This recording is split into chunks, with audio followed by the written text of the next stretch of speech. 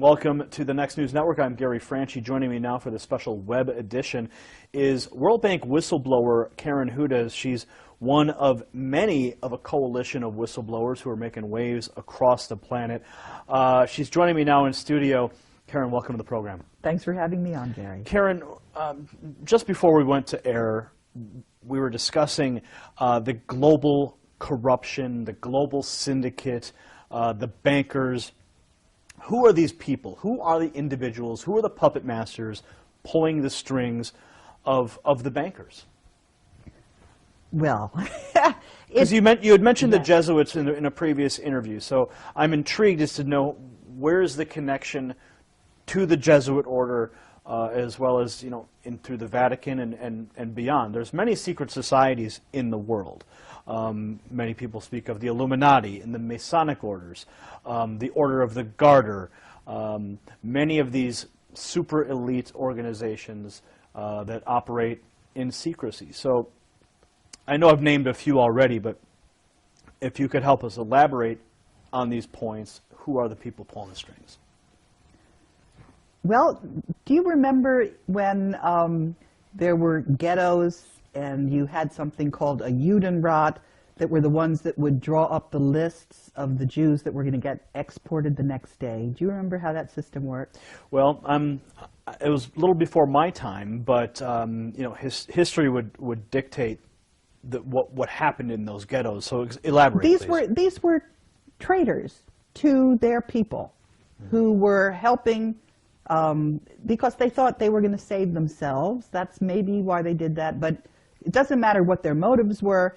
They were doing the work against their people. Now, think of this as an elaboration on a larger scale, and what we're dealing with actually is humanity and the elite, the secret societies, the Vatican. They're traitors to humanity, because the one at the very core that's pulling the strings is a different species. They're not the human race. They're called Homo capensis. They have been on Earth together with humanity for before this ice age. And the reason I know about this is because I was trying to help out a movie producer who couldn't get his movie. It was called The Banksters Made Off with America, Edmund Drille. And he introduced me to his network of whistleblowers. One of the people in that network is a neurologist who went to Yale Medical School and was retired, and he was trying to find out what was at the very core of all of this corruption. And so you mentioned this species, an additional species of humans, or no, they're not humans. They are so distinct from humans that if they were to mate with humans, their offspring would not be fertile. Now, are you speaking of the biblical Nephilim is an entity that people have discussed and tried to understand for millennia, and that is the race of offspring of humans and the fallen angels from. No, these are not angels. These are not spiritual. Well, the Nephilim themselves were the offspring of the fallen angels and humanity. Is this the same species? They are not fallen angels. They are critters. People who I am getting emails from saw them the day before.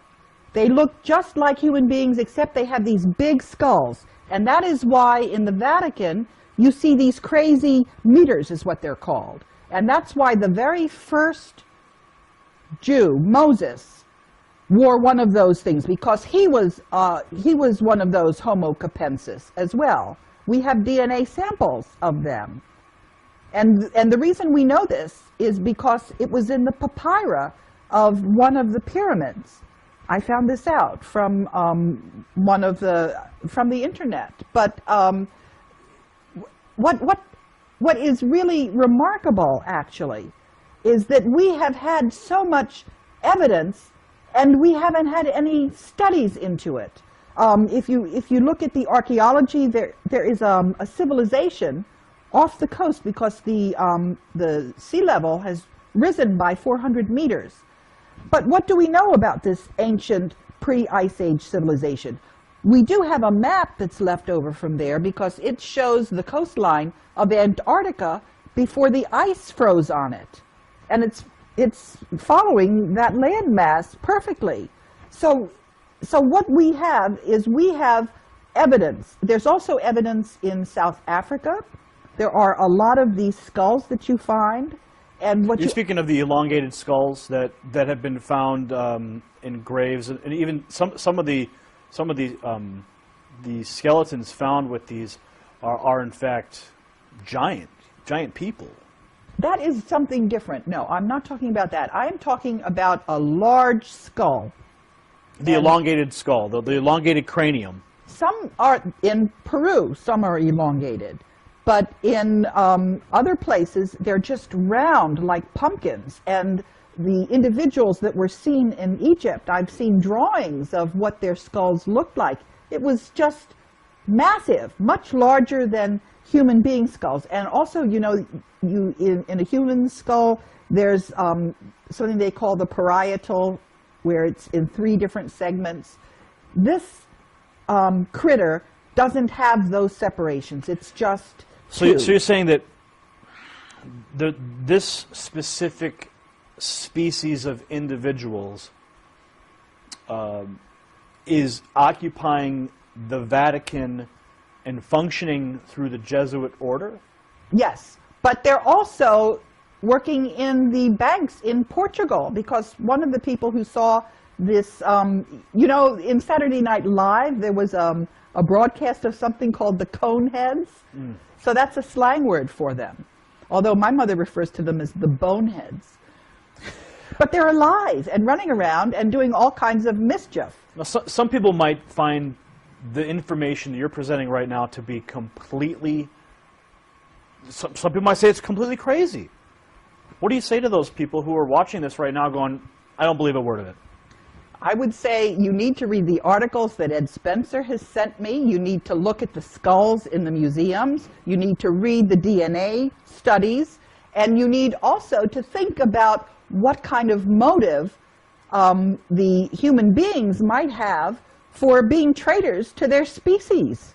Why would they do this? Why would we have a banking system where all the money ends up going to the Vatican and people run around starving?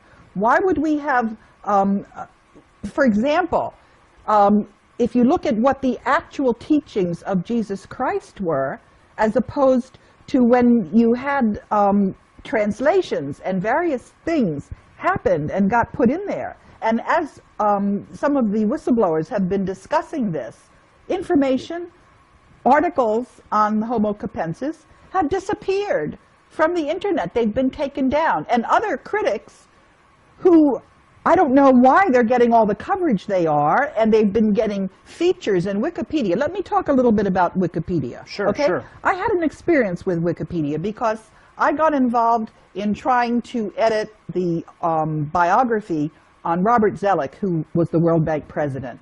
And I was trying to explain to people that the United States had lost the gentleman's agreement, which you could demonstrate. You could see, I couldn't get that into Wikipedia.